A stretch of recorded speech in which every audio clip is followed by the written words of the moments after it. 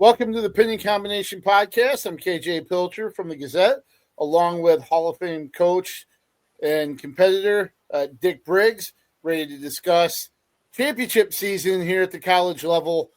Of course, the big one coming up this week, the NCAA Division I championships out in Philadelphia, Thursday through Saturday. Of course, Iowa State, UNI, and some other Eastern Iowa preps, former Eastern Iowa preps will be out there competing. We had the D2, D3, and NAIA women's championships this last weekend. We'll discuss those and look ahead to the NCAA Division I championships coming up. And of course, I got to say this just because the day that we're recording, thunderstorms in the morning and blizzard conditions expected at night. This is prototypical Midwestern late winter, early spring type stuff, isn't it?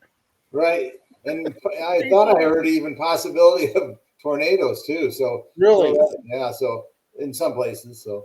So this always reminds me of a story. Well, actually, two Big Ten championships trips that I've taken. One was to Purdue. I can't remember the year, but when we went out, I drove out with Brian Ray and Jeff Voss. On the way there were tornado warnings. I mean, you could see the storms to the south of us as we were driving to West Lafayette. Tornado warnings that we were driving through.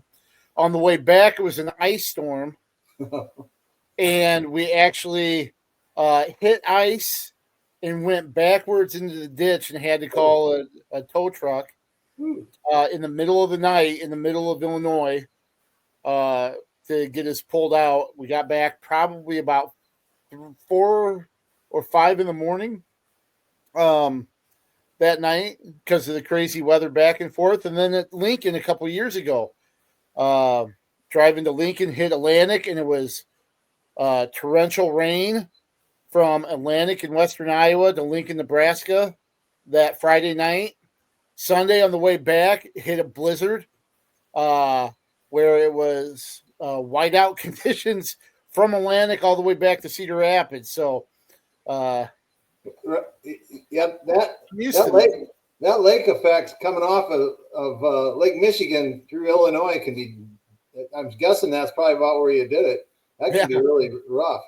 You and I both have had some harrowing experiences coming home from the state meet as well. So that's right. It's Iowa.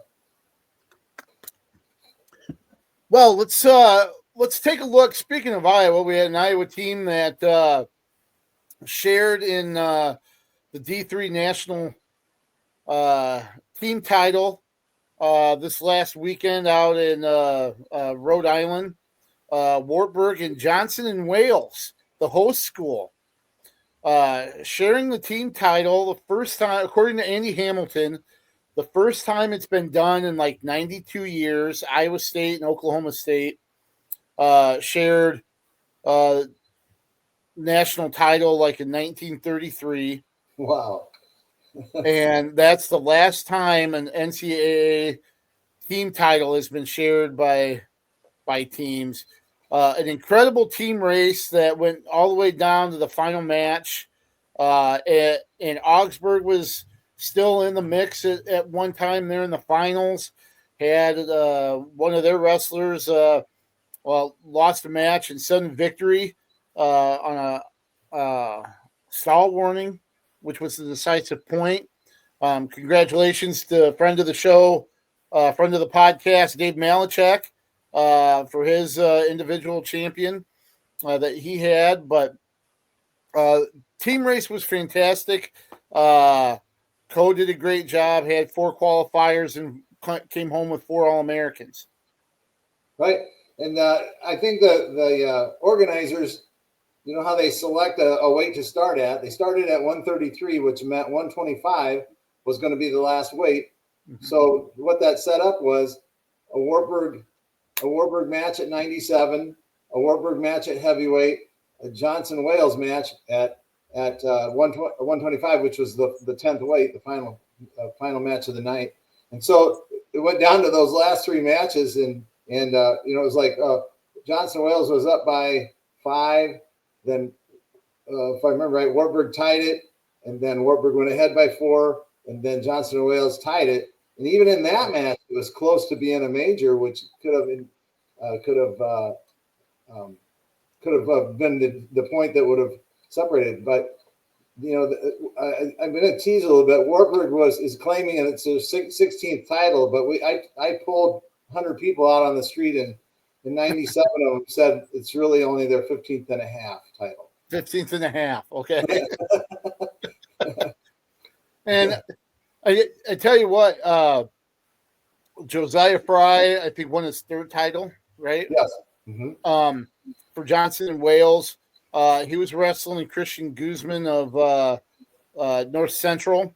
It had to be a lot of pressure there. He had majored Guzman in the finals the year before, so it was right there. But Guzman getting that first takedown really was big, even though Fry battled back and was in on a shot on the edge that if he would have finished or could have gotten that, it would have been the point needed. Right. For that major, but, just exciting. You could see the Johnson and Wales crowd going nuts. You could see at one time the Wartburg and North Central crowd kind of together, rooting together in the stands. So you gotta love that. And of course, the D3 tournament's probably the most unpredictable postseason event in college wrestling that you can ever imagine. I mean, I know the D2s had some upsets this weekend, but boy, the D3s, that is fun and crazy. And of course, they had a finalist in Bryce Park. Right. They took 4, brought home 4 All-Americans, and that's as good as you can get. I mean, other than maybe throwing some champs in there for sure, but what a great outing by the Cohawks. And they tied for 6th overall, so a really good performance. Of course, we mentioned Bryce Park, the runner-up at 133. I think I counted the 17th national finalist for Co. Last one was Caleb Reeves in 2023, I think. So, trying to remember off the top of my head, Braden Park, I believe, placed 5th. So the brothers from Linmar, both reaching the podium there for the Cohawks. And then LJ Richardson, a year hiatus from the national tournament, was a All-American in 2023. He finished 6th at 174, so he got back on the award stand. And then Jared Voss finished 7th to earn All-American honors. Of course, he was a national qualifier in 2023, didn't place. And if you remember, his career started strong at Co, and then he had neck surgery. Mm-hmm. And you never know how that's going to turn out.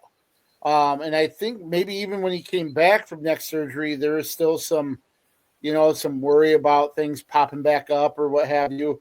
But he's put together a few really good years and then finishes off with All-American honors. So you got to be pretty happy for that group of Cohawks. I'm happy for the Park family, man. 2 All-Americans. That's sweet. Voss, I get to ref with him regularly, and of course we know the family very well, and he was just so happy for the Voss family and for Jared and JR and LJ. Sorry, LJ Richardson. Yep. Any other things from the D3s that kind of stand out to you at all? Right. Loris had a couple of All-Americans.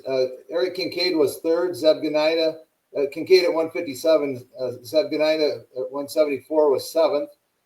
And I think that's his 2nd All-American for For Zeb, yeah. He was third last year. And then Luther, 133, Connor Kidd was 8th. Clayton McDonough at 157 was also 8th.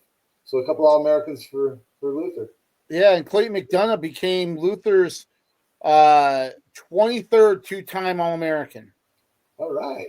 As well. So, and actually, Walter West, even though he didn't make the podium, he was attempting to be a two-time All-American at heavyweight. Do you know who Luther's last two-time All-American at heavyweight was? I'm gonna say I think I do. I'm gonna say Connor Herman. That is correct. Yeah, that is correct. So, unfortunately, Walter West didn't make the top 8, but heavyweight was a really tough weight class in D3 this year. As you can tell, the balance when you have an unseeded guy come all the way through and end up winning it and beating a 8 seed. yes. Coast Guard wrestler was an 8 seed, so I have an issue with that though. I'm not sure why Williamson was unseeded. He had one loss that was in overtime to the number ranked wrestler. And to me, that was just, that was a seeding gap, but still to come through. But I don't get that. For sure. That's a good point. What other thing, just really quick, because I always like this, these kind of things. Alvernia crowned their first national champ with Matt Lackman at 165. So, really? That's a program you don't really hear about, and to see a team get their first champion, that's pretty cool. Now was Matt transferred? Was it Matt that transferred to Alvernia? Yes. Because the brothers wrestled each other in the finals, so he was the champion. Okay. Yeah, and I can't remember where he was. It. I can't either. Was it Rhode Island? The University of Rhode Island? No, it wasn't that. It was right here in Cedar Rapids. They wrestled, so right. We were there watching. So, right. Very cool. That's neat. And thing to point out, Nathan was a runner-up at 174 behind Jared Stricker of Wisconsin and Clare, who won his second title for the Blue Golds. But one thing I want to mention here before we transition to D2s very quickly, the 2026 NCAA Division III Wrestling Championships right here in Cedar Rapids. So for those listening, start making plans because you see how exciting and competitive this championship has been. Anybody that's seen it here before knows exactly what transpires here when you get these athletes together. Make sure to make plans to watch that 2026 because it promises to be a pretty special event again. Right. I'll also add on this. If you are willing to volunteer, you wish to volunteer, I know Dick Simmons and company would sure be happy to have you. And it's fun. I've done it myself, and it's a fun group, and the wrestlers and coaches are very appreciative for sure. And if you can see, I'm in the spirit of things. I've got my NCAA quarter zip. I know we'll be pitching in a little bit for next year, kind of advising and doing some things. So we're going to be heavily involved. So we hope you can come out and enjoy the championships here. I'm sure Dick Simmons has the countdown already, like 358 days maybe or something like that. So let's just mention Upper Iowa's performance at the D2s. They had two qualifiers at the D2 championships in Indianapolis. Lawson Losi and Ethan Doty competed. They came away with an All-American and lost in Losi. He finished 6th overall, made it to the semifinals, and then finished 6th. He ends up 27-13 this year. Ethan Doty went 1-2, finished 30-11. Did not place at 149, but still a strong season with 30 wins for him. Right, and that put the Peacocks they finished 30th, but that Division 2, like Division 3, it's so competitive, and they came out of that real tough super regional, all beat up. So the team winning team was Nebraska Kearney with 115, and they almost doubled Augustana, South Dakota Augustana, who was second. St. Cloud State was third. So Augustana at 63 and St. Cloud State at 57.5. One of the things that, I really get a kick out of, I guess, out of the 10 champions, 9 different schools were represented. So champions from 9 different schools. I don't know. The word I guess people kick around is parity. Maryville, Missouri was the only team that had multiple champions. Central Oklahoma, which had a stranglehold on the team title the last few years. I think they finished 5th or 6th. Lander, which had been the runner-up the last 2 years, they finished, I think, 4th or 5th. So they were still in the top 5, but kind of a different cycle of teams where you mentioned champ Nebraska Kearney, which is a perennial, that's a team. I guess I'm kind of talking on both sides of my mouth because Nebraska Kearney is the traditional power. St. Cloud State was 3rd, and they're a traditional power. Augustana, kind of a different program in the top 5, but I just like seeing the parity with the individual champions and coming from different schools. So I'll add to that, KJ. Nebraska Kearney, who almost doubled Augustana's score, had 0 champs. Yeah. They had three runners up, a 3rd, 2 fourths, a 5th, and an 8th. So they had 8 medals, but no champs. So very interesting. Yep. Yeah, and they had, I think they might have qualified their whole team 10. So they had a lot of different point scorers where that depth and balance really kind of lifted them up in that race. Right, and their super regional was, I think they hosted, was also not a cakewalk either. Obviously, with them in it. So those two super regionals were probably the 2 tougher ones that I saw. Want to make mention of the NAIA Women's Championships this last weekend. Life came away with the team title by 70 points over Grandview. No surprise there. You know what Life has done on the women's side of things, and I think one of the neat stories, I guess, if you follow Life, you kind of understand. You already know about the McBride sisters. They all 3 of them made finals. Zaina McBride came away with a title at 138 for Life, and Latifa McBride won at 160.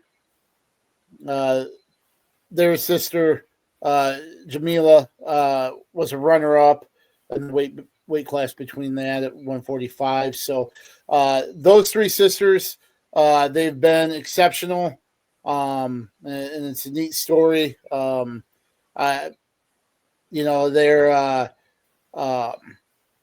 with kind of their background and stuff, a little bit different for them than other wrestlers, and and they one, they're great athletes. They're gracious competitors as well, and man, they've been really successful on the wrestling mat. So it'll be. I think that's just a really neat deal what they've been able to do together for life.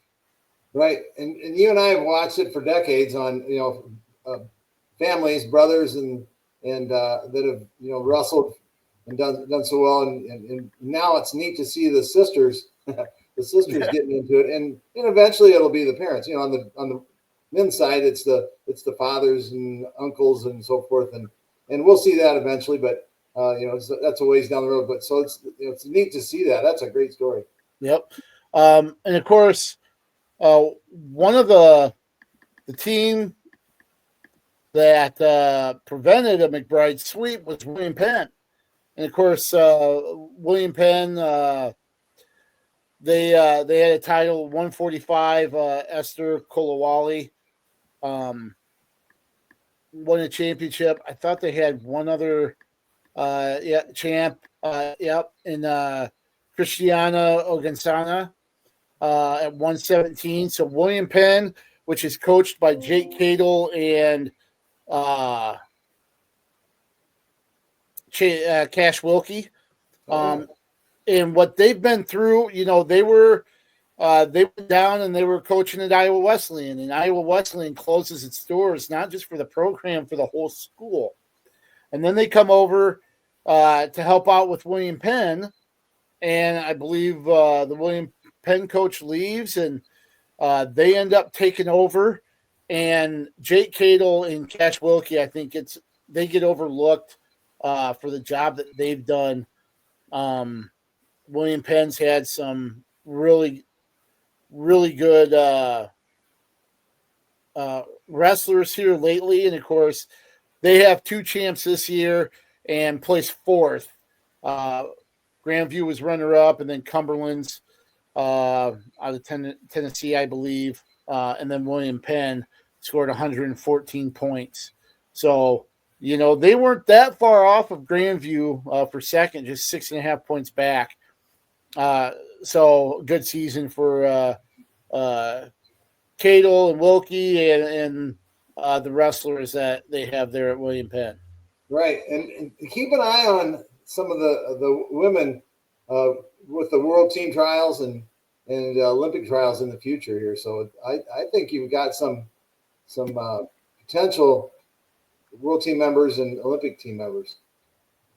Yeah, that certainly competed this weekend as well. So let's look at the big race here coming up this weekend. As I know a lot of people use this phrase. Joe Hadacek, the former Buena Vista coach, coached at Union, now at Vinton Schellsburg. Hay is in the barn, as he always said. And that's the case for the teams heading out to Philly. UNI has 10 heading out there. Iowa 9, Iowa State 8. They all have big aspirations, even though I think everybody knows the ceiling is second behind Penn State. But this is what everything – I think Drake Ayala said it best. There's not much to talk about. This is what we've been waiting for. When the rubber meets the road, so time for talking is done, except for us, of course. Right, and I'll add this. After the Big Ten and the three kind of upsets, from the Penn State on the Penn State team, I mean, I would call them upsets. Anyway, it makes it a little more intriguing to see if they're going to get upset again, or if they're going to put themselves back onto the top step, or at those weights, and then see if any of the other ones can maybe get upset. So right. It's kind of the Big Ten's made looking forward to the national tournament a little more exciting, I guess, at least to see what happens with Penn State. Oh, for sure. Well, let's just go right down the line, starting with 125 pounds. I'll just mention the top 2 seeds, and then our wrestlers of interest: Iowa State, UNI, and then any former preps that we have here. The top seed at 125, Luke Lillidahl. No surprise after the Big Ten tournament that he had. Wrestled really well at Northwestern. He's the number 1 seed at 19-2, and then Matt Ramos, who Lillidahl beat in the semifinals at the Big Ten. He's the number 2 seed for Purdue. He's at 26-1. Then we've got Trevor Anderson from UNI. He's a number 22 seed facing number 11 Nicolas Rivera from Wisconsin. And then we have Joey Cruz from Iowa, the number 29 seed, with a tough one out of the gate against number 4 Vincent Robinson from North Carolina State. Right. And I'll add this. Anderson has lost to Rivera earlier this year, 13-8. But Anderson kind of jump-started. Didn't he start a little bit later in the season, coming off maybe an injury or something? And then that Nebraska meet, as I recall, really kind of got him going. And so I mean, look for that. Could be a possible upset there. Anderson ranked seeded 22nd and Rivera 11. So Cruz has got he's got his hand full with Robinson, the 4 seed. Yeah, I'm okay. I was just going to say with Lillidahl, the number 1 seed, they call him Lightning Luke, and I can see why that guy's faster than Lightning for sure. But yep. I don't know, Ramos is, that revenge factor is always something. Assuming those 2 can make the finals. That's for sure. And do we want to share picks as we talk about the bracket, or do it at the end? I'd say probably as we're talking about it. Okay. Well, since I'm winging it. Well, for me, of course, I don't want to brag, but I was the USA Wrestling journalist pick'em champion previously. And I had to submit those picks again, so I'll share mine. I just want to let you know how awesome I am for winning that a couple years ago. But we picked the finalists and then the top 5 teams. For me, I have Matt Ramos winning it. And I kind of went outside of the box a little bit on the top side, and I know Lillidahl has wrestled really well, lately. All season, but lately, that's kind of dumb for me to say. But I am going with Richie Figueroa, the defending champ. I know it hasn't been maybe his best season. He's the number 5 seed on that top half. And I just have a feeling, he's 16-2. I think he's maybe saving up for this weekend. And that's who my pick. Ramos over Figueroa at 125. All right, I'm going to go with Lillidahl. He's going to ride the Penn State wave, and I think he's going to win it. Okay. All right. And trust me, I've got a lot of Penn State representation in the finals. Oh, yeah. It's kind of hard to see who you're not going to pick from Penn State. I know. And I know for me, you kind of go out of your way not to have it. So you want to try to break it up a little bit because, nothing ever goes the way you expect. But, boy, it's hard not to look at a lot of these Penn State wrestlers and figure they'll be wrestling on Saturday night. Well, let's move to 130. Let's move to 133 here. No surprise, kind of a flip-flop of it is a flip-flop of the Big Ten seeds at the top. Illinois' Lucas Bird coming off the win over Drake Ayala in the Big Ten Finals. He's the number 1 seed at, I think, 18-1. And then Drake Ayala from Iowa, the number 2 seed at 16-2. He'll open with number 31, Cade Moore from Missouri. Julian Farber is the 18th seed. He faces number 15, Anthony Nola of Lockhaven. That's a tough one out of the gate, but we could see an Ayala Farber match in the second round. And then this is a sneaky one, and I wish he was on the other side of the bracket. Evan Frost, the 11 seed, returning All-American. I know he kind of stubbed his toe at the Big 12s, but that's somebody that I think is a dark horse to finish in the top 6. He has number 22, Tyler Wells of Minnesota, first round. But Evan Frost, that's that's one where I think there are some people in that section of the bracket are going, oh my God, he's an 11. Not liking not wanting to see him so early. Right. One of the names that I'm watching would be Frost would have him second round if they both won. Would be McGonigal from Virginia Tech, who's pretty tough. And Yep. So if he can get by McGonigal, I'm with you. I think he can. He has a good shot to at least make the semifinals. I think so. Yep, and that was another one too. McGonigal, the bottom side of that bracket is a little heavy, as far as top competitors, in my opinion, because you also have Nasir Bailey at number 3. So, Right. If Drake Ayala is going to have to make the finals, or going to be able to make the finals, he's going to have to earn it, because he's going to have some tough. Even Nolo, if I remember right, I think Nolo a couple years ago gave Spencer Lee just a small bit of a challenge. Might have kept it to under a major there. So that's not anybody to really kind of sneeze at when you're looking at Nolo or Farber in that second round matchup for Ayala.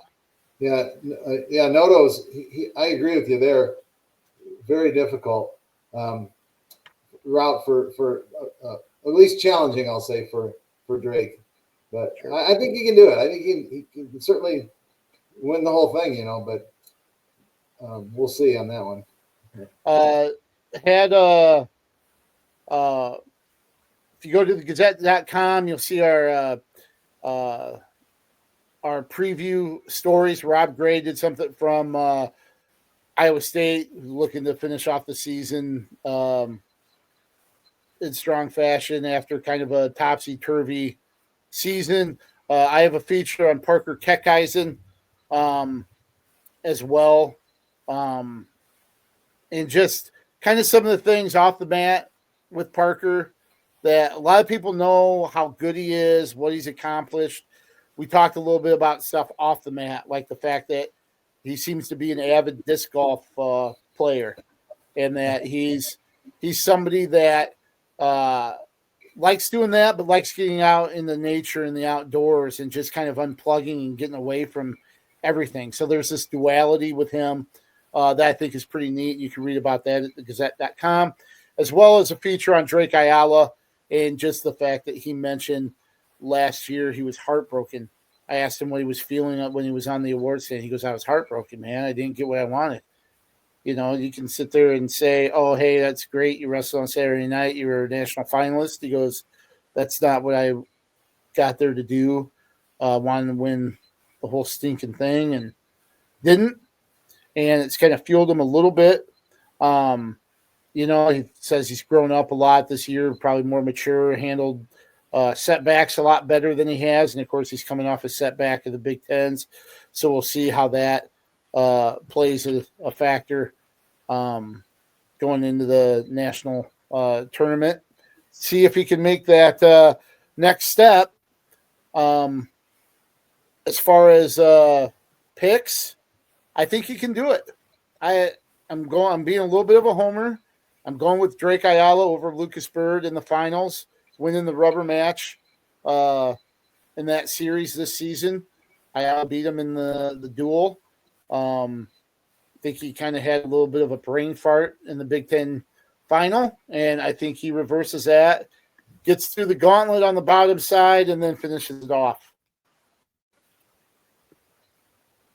So I had a bit of a concern when he bumped up a weight earlier in the season, and he pretty much wiped that away from my thoughts. And then in the Big Ten finals, he gets in a power position, where it's kind of mano a mano, and gets taken to his back and pinned. And so I'm with you. I'm Drake can do it. Again, I like that revenge factor, and he's focused, and the moving up a weight is not a concern for me anymore. So I'm going with Drake. The one thing I say about that Big Ten finals really quick, that was one of the few instances where I saw him stop wrestling for a moment. Like he almost kind of was like, what's going on here? And then next thing you know, Bird, sinking that arm in deep and whipping him over. That, I think that's something that's easily correctable. That, you've got it. You can't, I don't care if you're in junior high at Taft or if you're on the national stage, you can't stop wrestling it for a moment. Or else it could burn you. And I think that's what happened. And it's something to, you could almost see him when he was walking off the mat at Northwestern, like, just kind of like, can't say it on here, but, you're flushing it right away because you realize what you did. And, that's something you can avoid in the future. Right. Yep. So I think you can do it. Well, let's move to 141. We've got Brock Hardy, who is the Big Ten champ from Nebraska. He's the number 1 seed. Bo Bartlett, the number 2 seed. And this is really interesting because Bartlett was upset in the semis, didn't wrestle Hardy, I don't believe. But him and Jesse Mendez, two NCAA finalists, are on the same side of the bracket. Mendez from Ohio State's number 3. Cale Happel, the Big 12 champ, the number 5 seed, with a 24-3 record. And then Jacob Frost, what did I see? Like one of 3 sets of twins in the NCAA tournament field this year with him and his brother Evan. He's the number 9 seed there. I didn't hear that. I didn't see those 3 sets of twins. That's cool. Yeah. I thought I saw that posted somewhere. I'm going to start with Happel. I think he's in a good spot. 5th seed, and the 4th seed is the Navy, Russell from Navy, and you never know with the Navy. So, that's a good place to be, I think, for him, assuming he can make it to the quarters there. And didn't he beat Hardy in the Nebraska duel? Yes. Yeah. So yeah. There's a path there for Happel, and I tell you what, I was very, very tempted to pick him in the finals. I really was. I think the path for him is there if he puts everything together, which I think he can. I think he's in a really good place. Yeah, that Happel family, man, never count him out. That's for sure. He's wrestling really well. I think his perspective, kind of a little bit of a change in perspective has helped him a little bit. I did that feature before the Big 12s where he talked about, wrestling is important, but in the grand scheme of things, he realizes it's going to be a very small part of his life when it's all said and done. I think that's an understatement for, but it still gives you the idea that, it's not life or death out there. And I think that's really helped him, and it showed at Tulsa in the Big 12s. And he's certainly capable of wrestling on Saturday night, I think. Right. And to follow up with Frost, who's the 9th seed, he'll have the 24th seed from Stanford. So he'll win that match, and then he'll have the Alvarez from UNC, Former NCAA champ.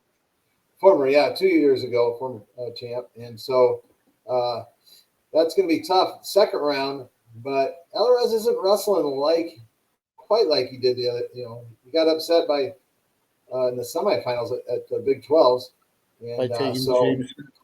Yeah, so Frost can certainly do it, but he's got it. Then if he beats Alvarez, then he has the number 1 seed Hardy. So he's got a rough route.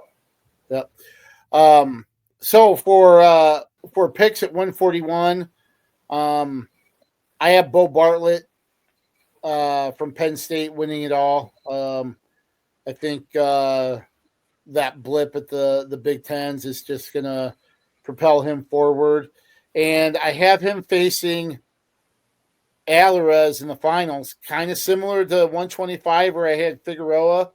I think guys like this just find a way to get it done at the national tournament when they've had that experience before, and I think that's what happens again for Alvarez getting through that top.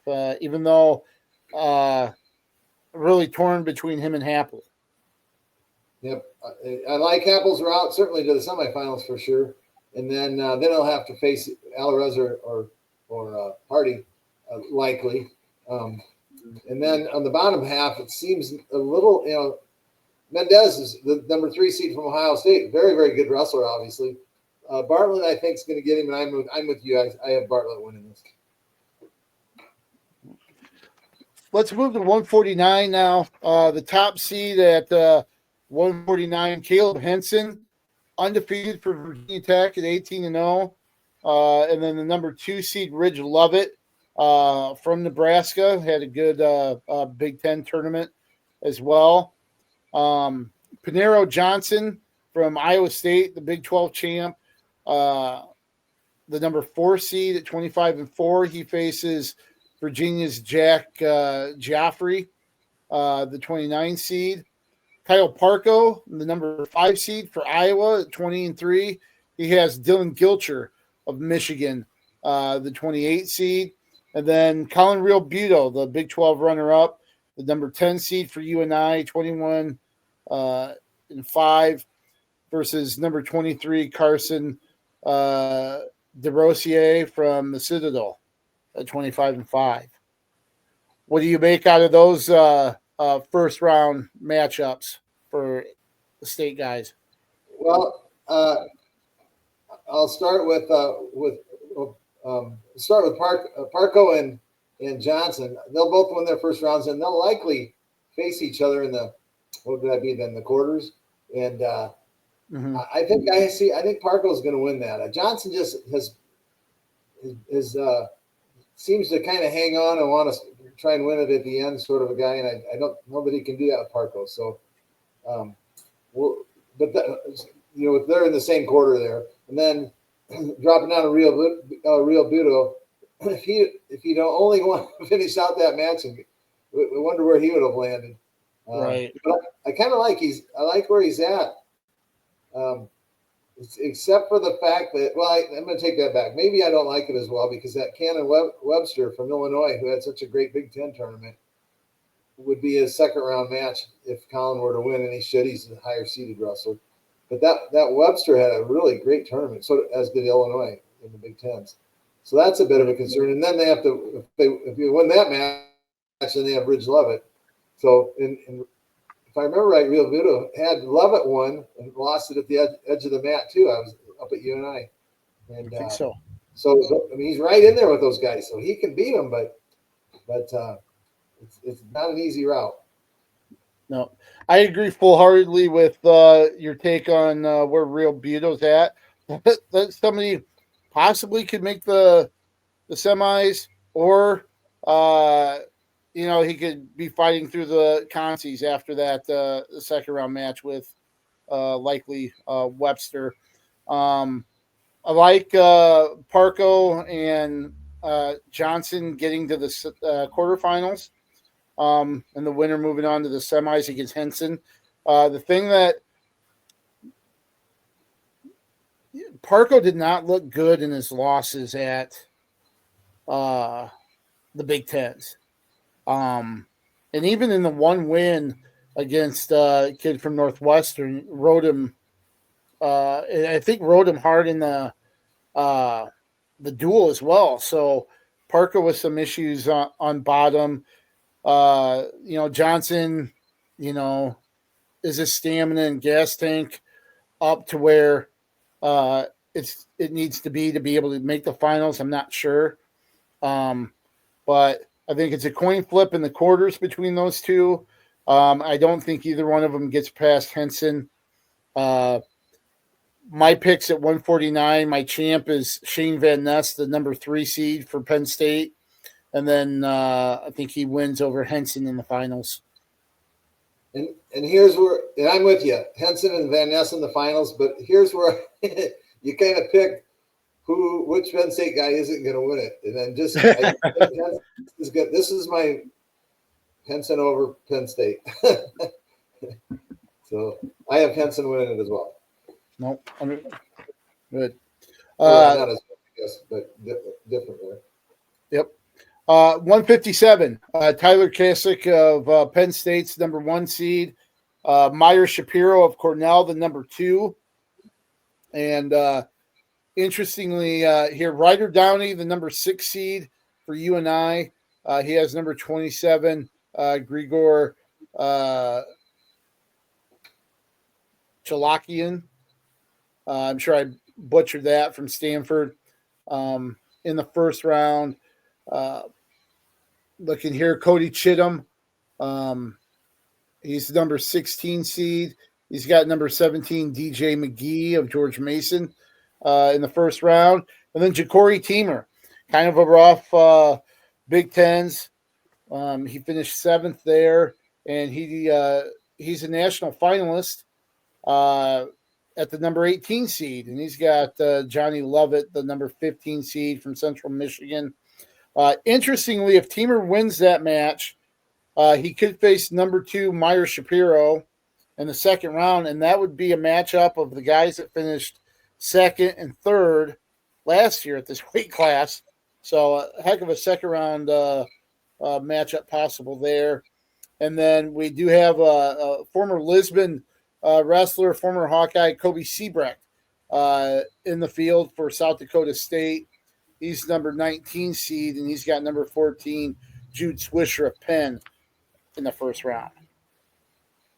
All right, I'll start at the top with Chittum, who's in the 4th line down. Wrestling McGee, 16-17. You would think a toss-up match, but I think Chittum wins that, and then he'll probably face number 1 Kasich from Penn State. Let's see. Downey has, I pronounce it the same way, by the way. Okay. So we both slaughter it, right? Chalakian. Maybe. Yeah. And then, anyway, I see him easily handling Chalakian. And then he'll have probably Bianchi, the number 11 seed. So I kind of like where he's at. Now, did Downey, I think Downey beat Taylor in the duel. Taylor has 4 losses, and I think one was, I didn't check that. I'm sorry. I'll double check. I think you're right. I think that might have been an overtime win because Downey lost to Fish from Oklahoma State, right? Right. One of those schools, I know he lost one, but I think it was the Fish from Oklahoma State and beat Taylor of Nebraska in sudden victory. Right. So honestly, I kind of like where Downey's at in that 6th seed, and with Taylor, if in fact that, I mean, obviously an overtime match if it was an overtime victory that went Downey's way, that's gonna be another one that's real close and hard to duplicate that. But he's funky, man. He goes and he goes. You don't ever count him out. If he gets down in a match, he's still in the match. Oh, for sure. We kind of learned that. I also where he's at. Say again. Yeah, it was 5-2 in sudden victory, Downey over Taylor. I agree with you. I like where he's at there as well. Yep, and then to follow up with the Iowa guys, Teamer. It's hard to say with his, I believe shoulder injury or whatever his injury is. A healthy Teamer, could win it. But I don't think that's the case. And he'd have if he wins the first round match, and he's even the lower seed there. He's the 18th seed. He's facing the 15th seed from Central Michigan, and then he'll have the number 2 seed if he were to win. So that's a big question mark for me with Teamer. Yeah, same here, especially the way he competed at the Big Tens. You just don't know. I'm interested to see Kobe Seabrecht.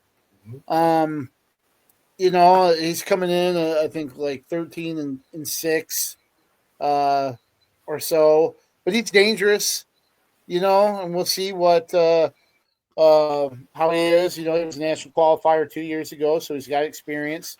But we'll see how things play out for him. If he gets through that first one, a tough one with Antrell Taylor, and then the winner of that, likely Downey. Yep. So let's go, Kobe. I agree with you. Come on. So 157, my picks. I have Meyer Shapiro coming out of the bottom. I think he'll have enough to win it all, and I have him beating Kasich in the finals. Oh, okay.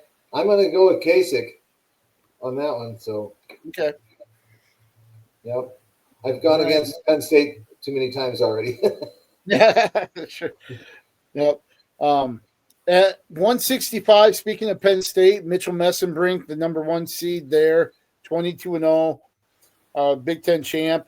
The number 2 seed kind of surprised me a little bit, but Peyton Hall from West Virginia, the number 2 seed there, is 30-1.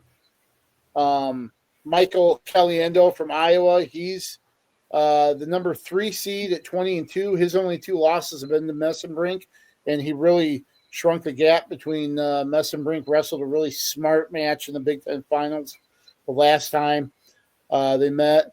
And he has Iowa State's Aiden Riggins right out of the gate. Riggins, the 30th seed at 14-17.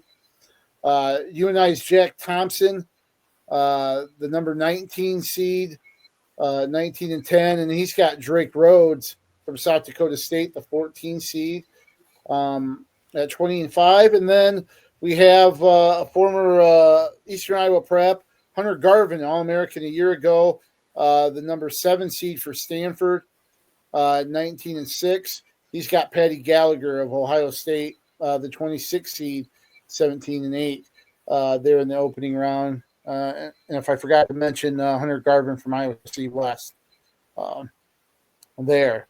So here's something I got to ask you. Has anybody ever wrestled 2 former teammates in the first 2 rounds at the NCAA tournament? Oh, I have no idea. Because Michael Caliendo certainly could. He's got a former teammate in Aiden Riggins, first round. And then if Drake Rhodes wins his match against Jack Thompson, Drake Rhodes, a former Hawkeye, and a former teammate of Caliendo. So kind of some familiar foes possible there for Caliendo. Well, he's got to feel pretty good about that. Yeah. Possibly. And he's wrestling well. I like it's interesting because when you look at the bracket, the 17th line reads Caliendo, Iowa, 18th Riggins, Iowa State, 19th line Thompson, UNI. So they're all in the same quad round of 16, and then Rhodes as well, Russell Thompson. So I mean, it's too bad they all ended there. When I see Caliendo, getting all the way to the semis for sure, likely the finals. I'm not disliking where Hunter Garvin is from Stanford, Iowa City West Trojan. I like where he's at. So at the 7th seed, I see him getting all the way to the quarters, and maybe he can upset the number 2 seed Hall from West Virginia. Good. And his experience from last year, you think's got to help. I agree. So that I don't know. Peyton Hall is. I shouldn't say this because I'm not being derogatory towards anybody, but there are certain guys that I don't have a lot of confidence. Like if somebody were to say, "Hey, you're gonna bet on this guy," I'm like, "Yeah, I'm gonna pass." Brock Hardy's one of them. You can tell by my picks. I kind of overlooked him at the Big Tens as well. Peyton Hall's another one that I just, I just think somebody like Garvin could pull an upset, and I certainly like Caliendo over Hall on that bottom side as well.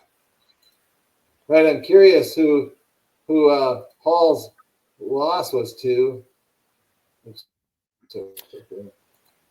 Yeah, I'm not sure. And that with Caliendo having 2 losses, maybe Messenbrink. So I'm curious there. I got myself. Maybe Messenbrink. I can't remember. Could be, so. Yeah. So my picks, I think for me, 1 and 2 have been at a level of all their own. And I think number 1's been head and shoulders above everybody. It's Mitchell Messenbrink. So I've got Messenbrink over Caliendo in a rematch of the Big Ten final. Okay, interesting here, KJ. Peyton Hall's 1 loss was February 6th against Terrell Barklow from Utah Valley. Really? That's curious that he's the 2nd seed. Wow. Okay. Wow. I didn't realize that. I didn't either until tell me. I missed your picks there. Oh, Messenbrink over Caliendo. Okay, I agree 100% with you there. That they'll both be finalists. Yep. I think so. I'm going Messenbrink as well. So 174. That has the makings to be a really, really fun bracket. The top seed is Keegan O'Toole, of course. He's undefeated, 16-0 for Missouri. The number 2 seed, Levi Haynes of Penn State. He's got a 20-1 record. Just mentioning the number 3 here because it's notable. Dean Hamady of Oklahoma State, 22-1. For area guys, Patrick Kennedy's the number 11 seed for Iowa. He's got Nick Incontrera from Penn, who's the number 22 seed. Then you've got Cade DeVos, former Southeast Polk wrestler at South Dakota State. He's number 13 seed. He's got Dan Bronigal of Illinois, the 20 seed. Then you've got Jared Sima of UNI. He's number 19 seed against number 14, Matthew Singleton of North Carolina State. And then MJ Gatan, who closed really strong at the Big 12s. He's the number 23 seed. He's got number 10, Alex Kramer of Central Michigan in the first round. Yeah, Gatan, that's a tough battle there. against Kramer, I think. Kennedy, Incantrera, injury defaulted to him in the Big Tens, if I remember right. So there's some sort of injury going on there, or who knows what. Well, no, he's from Penn. Incantrera's from Penn. Yeah, but that would have been. I'm sorry, I'm thinking of Washington, maybe that did that. Gabe Arnold coming up here. Yeah. Okay, sorry about that. Yeah, Penn's not in the Big Ten, are they? And then Sima, that darn Sima, he can beat really good guys and then lose to maybe the not as good guys. And so you never know with Sima. He's seeded 19th and has the 14th seed Singleton. So we'll see on that one. I think he can maybe win that first round match. I actually like Kennedy's chances of making the podium. I also think DeVos is a little. I know he's kind of had an up and down season a little bit, but I think he's somebody that can really put it together and make a run, maybe on the backside a little bit. And and Sima, you just never fully know which version of him you're going to get. He's somebody that's capable of beating somebody like Hamady. And of course, then again, he could stumble in the first round too. Right. And I'll follow up on DeVos. DeVos has Branigal, and the Branigal brothers had a really good tournament. Very much so. Like Danny Branigal, that at this weight that Cade has first round is 12-9, and Cade's 19-7. So that to me is a toss-up the way Branigal wrestled in the Big Tens. And then they would face the number 4 seed, Garrett Thompson from Ohio, who is some are scratching their heads a little bit on that as to why he's the 4 seed, but 29-5. And then he's coached by Joel Greenlee at Ohio, so a former UNI coach and wrestler. And so I would wish him well, but that would be one that whoever comes out with the DeVos and Branigal might have a chance to upset Thompson.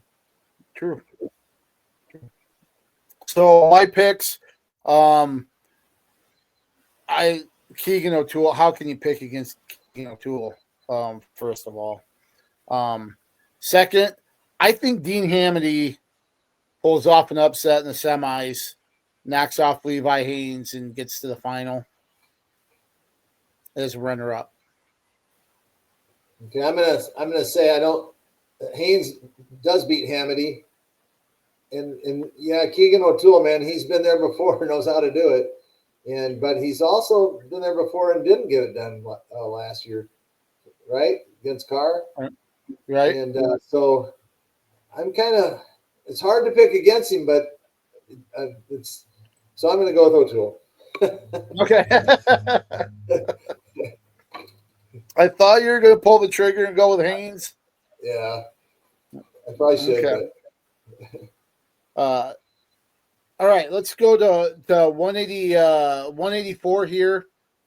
This is I think the spotlight's on this one. Obviously, you've got number 1 Carter Starochi of Penn State, 21-0, going for his 5th NCAA title, and then you've got number 2 Parker Keckeisen of UNI. 24-0, has a 55-match win streak, which goes all the way back to the 2023 finals when he was runner-up to Aaron Brooks from Penn State. Keckeisen looking to become a 5-time All-American and 2-time NCAA champion. You've got Gabe Arnold, the number 11 seed from Iowa, who's got Donnell Washington from Indiana, as you mentioned, the number 22 seed. And then you've got Evan Bachman from Iowa State, number 13 seed. He's got number 20 Nick Fine of Columbia in the first round. But is there anything to talk about other than the possible matchup between Keckeisen and Starochi, and whether or not Max McAnally can disrupt that from the number 3 seed, the 84-pounder from Minnesota. Well, a couple of things that I'll add to what your description. Most people know it, but Carter Starochi would be the first 5-timer ever. I believe Parker Keckeisen would be the first 5-time UNI. I'm pretty sure that's correct, All-American. And if I remember right, Parker has never placed lower than 3rd. Is that right? Correct. And he went 3-3-2-1. Right. And but all of a sudden, I got a big concern with McAnally watching the championship match of the Big Tens. And, Starochi likes to keep it close and, plays the edge of the mat and, will look for a defensive score off of a shot. So whether McAnally or Keckeisen make the finals, that's what look for that kind of a match. And I imagine it'll be the last match of the night. I we'll would see so. who they pick, but so say what you want. I don't care. I'm picking Parker.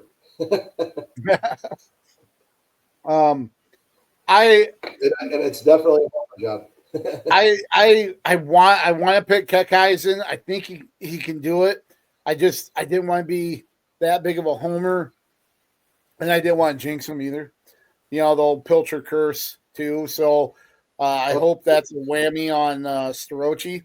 So I'm going with Carter Starochi winning that one in a close one, similar to the NWCA All-Star meet over Keckeisen. That, by the way, was a takedown in overtime on the edge of the mat. Defensive takedown. Just how you described it earlier, right? Well, it's how he beat McAnally as well. Who, right. By the way, did McAnally take Starochi down? He did, didn't he? Yeah. Right away, had a 3-0 lead. Right. Yeah, so drew first blood in that one. So I think that semi between McAnally and Keckeisen will be a pretty darn good one too. Right.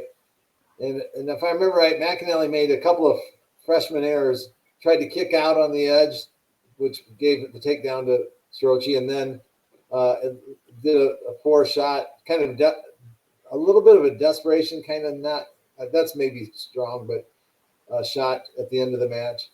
I think he forced it a little bit. Forced it. There we go. Forced. There you go. Thank you. Yep. And just to hit on Gabe Arnold really quick, I could see him getting to the semis, or not the semis, the quarterfinals. Certainly like him getting past Washington in the first round. And then the possibility with Foca of Cornell, I think that's a winnable match for Arnold. I think he could get to the quarters against McAnally. I think so too. Foca's a pretty good wrestler, though. Those darn Cornell guys, they're sneaky good. Well, Yeah. Except for obviously guys like Dake and not so sneaky. And I think they really wrestle well in the. I think they do a good job of peaking at the end of the year. Right. The Yanni D's and so they have a good. That's going to be tough for Gabe, but I think you're right. He can do it. He's capable. Yep. Let's move to 197. Jacob Cardenas from Michigan, 21, Big Ten champ. He's the top seed.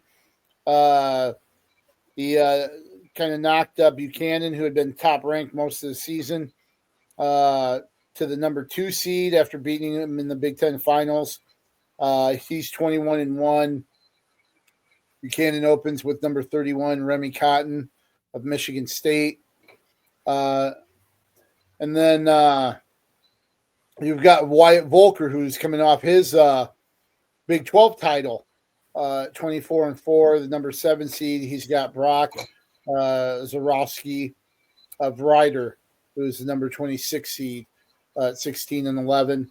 Former Hawkeye Zach Glazier is the number 14 seed from South Dakota State. He's got number 19, Andy Smith of Virginia Tech in the first round. So, are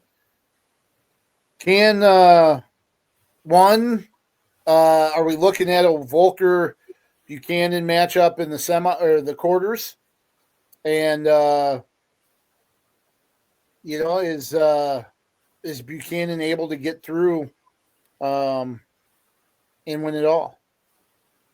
Well, as much as we'll start with Wyatt. Oh, he's certainly capable of getting there. He's got, I think, Isaiah Salazar from Minnesota, who doesn't have a stellar record, but don't count him out. So have to get through him.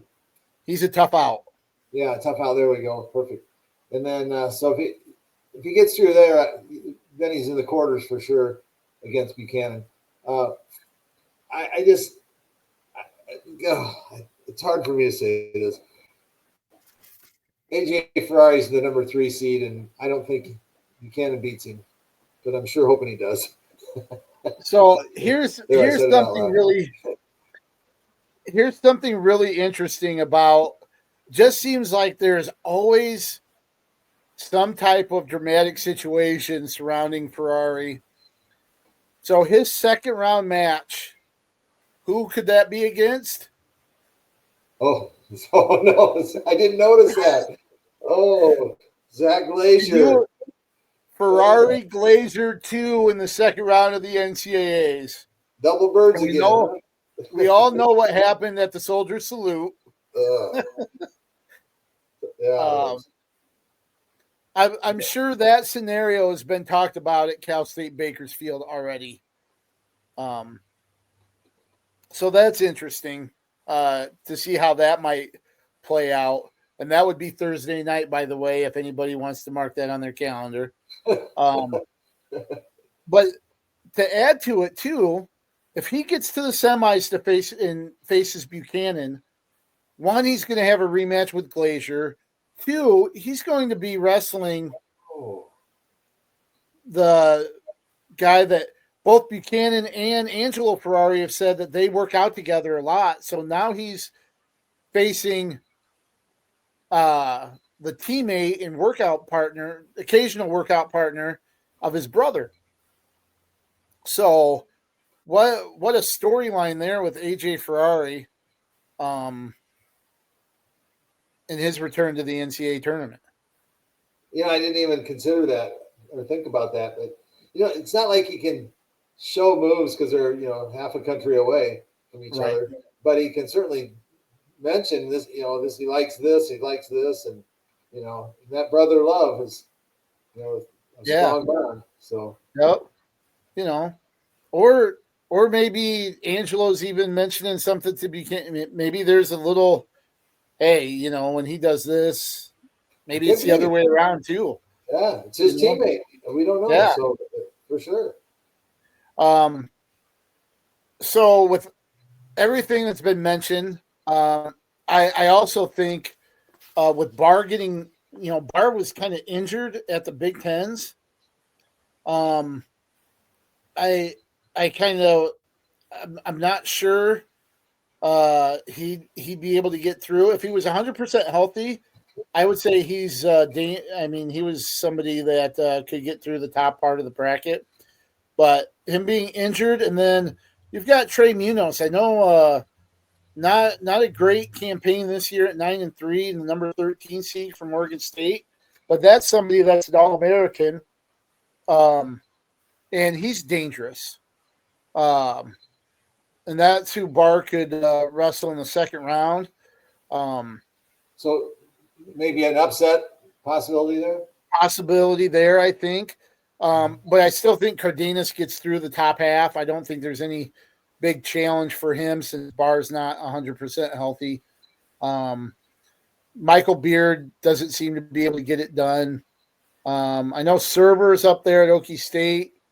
He's dangerous, but I just see Cardenas and Ferrari wrestling in the finals, and I'm taking AJ Ferrari to win it just because that's something that's so bizarre to think about that it'll probably happen. I'm predicting Ferrari to win. I'm not cheering for him to win. I'm old school and I don't like that stuff. So, no, anyway, I get it. Who do you think he faces in the final? Oh, I think it's Cardenas. Okay. And then our final weight, heavyweight. No real surprise with the top 3 seeds.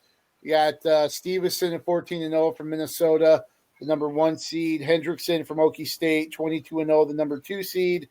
And then Greg Kirkvallett of Penn State, the number 3 seed. For Penn State at 18-1, has only lost to Stevenson in the finals of the Big Ten.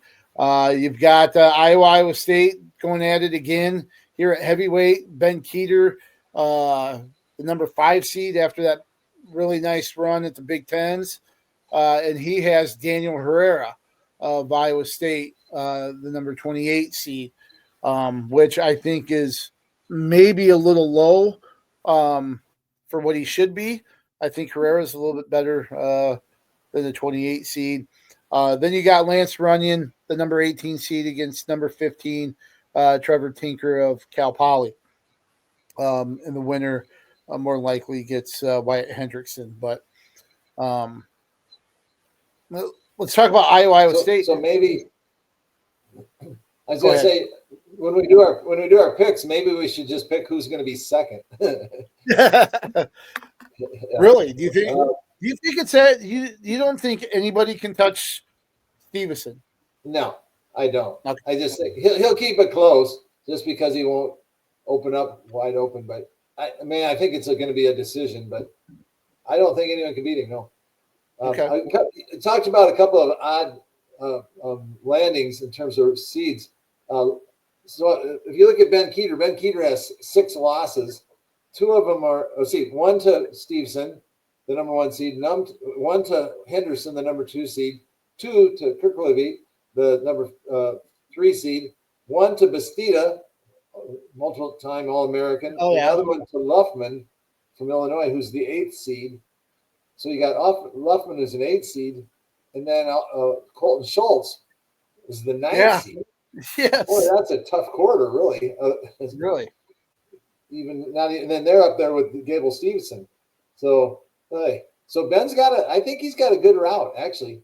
Got a good quarter to get to the semis. So I feel pretty good with Ben. All right. That's I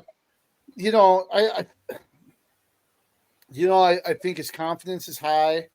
I think the way he won matches, the ability to the way he rode Feldman, the way he rode Heinzelman, I think that bodes well for him. His mat wrestling is really good.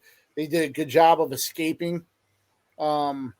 And mat wrestling can be the huge difference, especially for those big guys being able to get a point. A lot of times, the neutral position is just exactly that. It's neutral, and you don't see a lot of action. I know he wants to get more takedowns. He's focused on that. See if he can kind of up his production on his feet. But the way he was wrestling and gutting out wins at the Big Tens, I do like his ability to win a few matches, get on the podium as well. As far as the other, boy, I just have a hard time picking against Hendrickson right now. I think this is the best version of him that we've seen, and he's been pretty darn good. I think he gets through the semis. I think he makes the finals and finishes second to Stevenson. I'm with you, though. I'm kind of tossed between Kirk Villette and Henderson. And you're right. I think this is Henderson's best version. So I'll go with you on Henderson. But the thing with Henderson is he wrestles so wide open. He gives others an opportunity to get some kind of cheap takedowns on him. So hopefully that doesn't happen. because I like Wyatt. He seems like a good dude. But I guess Kurt Willett also seems like a good dude, so can't go on that. Right, for sure. Team wise, I don't think there's really much debate about who's going to come away with a team title. Penn State, number one for sure. Here are the two questions I have as far as the team race goes. Does Iowa get second and come back with a trophy? And does UNI do they whittle into the top four and get a trophy? Remember, they finished the dual rankings, ranked fourth. They've got 10 guys going for the first time since your brother took 10 to the D1 tournament in 1986. Don, does Iowa finish runner-up, and does UNI find a way to get into the top four? I'll start with UNI. I don't think so. I don't think they need to do it with balance, and when you try and do balance in the national tournament, it just doesn't work out usually. So I don't think they can do it, but I sure hope they can. Matter of fact, I mean, I'm hoping they can make top 10. I'm pretty sure they can do that, hopefully, but not top four, I don't think so. Iowa, man, what they finish fourth at the Big Tens? I don't think they can do second. Third, were they? Third. Yep. So Penn State, Nebraska, Iowa.